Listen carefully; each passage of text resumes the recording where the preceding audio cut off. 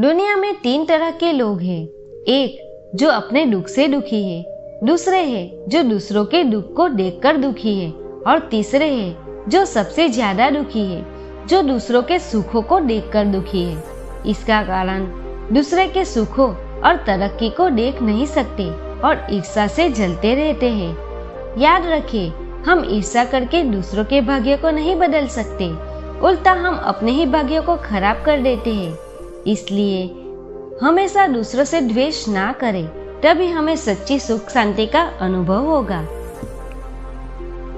जब कोई दुखी होता है तो हम उन्हें कितने प्यार से समझाते हैं। ठीक उसी प्रकार जब मन परेशान और दुखी हो तो अपने मन से पूछो कि कब तक दुखी रहना है। मन कहेगा उन्होंने गलत किया, उन्हें माफी मांगनी होगी, लेकिन शायद ऐसा कभी भी ना हो, क्योंकि उन्हें नहीं लगता कि उन्होंने गलत किया है। हमें दुख उनके व्यवहार से नहीं, स्वयं की सोच की वजह से हुआ है। सोच बदल दे तो मन दुखी नहीं होगा। जैसे हम कोई ग्लास 1 मिनट के लिए पकड़ते हैं तो कुछ नहीं होता, 1 घंटे के लिए पकड़ने रहने के बाद दर्द होता है, और वही ग्लास 10 दिन तक पकड़े रहने पर शायद फ्रैक्चर भी हो सकता है।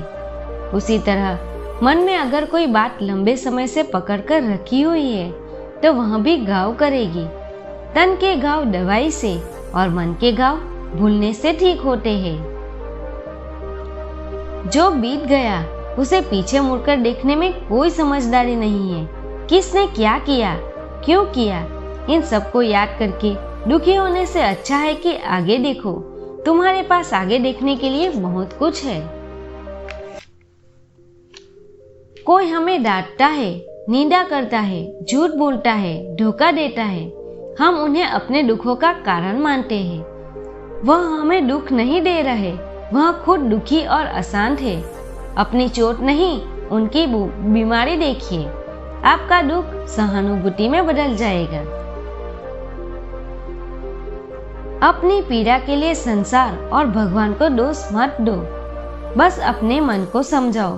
तुम्हारे मन का परिवर्तन ही तुम्हारे दुखों का अंत है। कोई भी कारण हो, कोई भी बात हो, चीरो मत, गुस्सा मत करो, जोर से मत बोलो, मन शांत रखो, विचार करो, फिर निर्णय लो।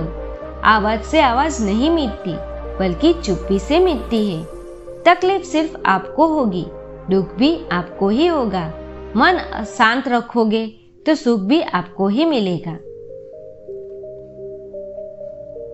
मन की पीड़ा का कोई अंत नहीं, और इसके लिए दूसरों को कोसने से कोई लाभ नहीं होता। इसके सबसे सरल उपाय है कि अपने मन को ईश्वर को समर्पित कर दो। ईश्वर के साथ जुड़ते ही जीवन में खुशियों का, सुकून का, संयम का, सहन शक्ति का, प्रेम का, नई ऊर्जा का, जीवन की सही राह का, संतुष्टि का आरंभ हो ही जाता है। और हम मन की पीड़ा से कैसे मुक्त हो जाते हैं पता भी नहीं चलता।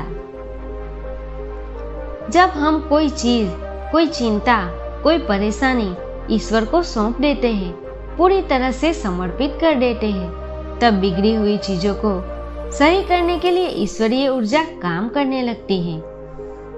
चिंता करने का अर्थ है भगवान की व्यवस्था पर शक करना। चिंता ना करें, वो सब संभाल लेगा। दोस्तों, अगर आपको मेरा वीडियो पसंद आए तो मेरे चैनल को सब्सक्राइब कीजिए, वीडियो को लाइक और शेयर कीजिए। धन्यवाद।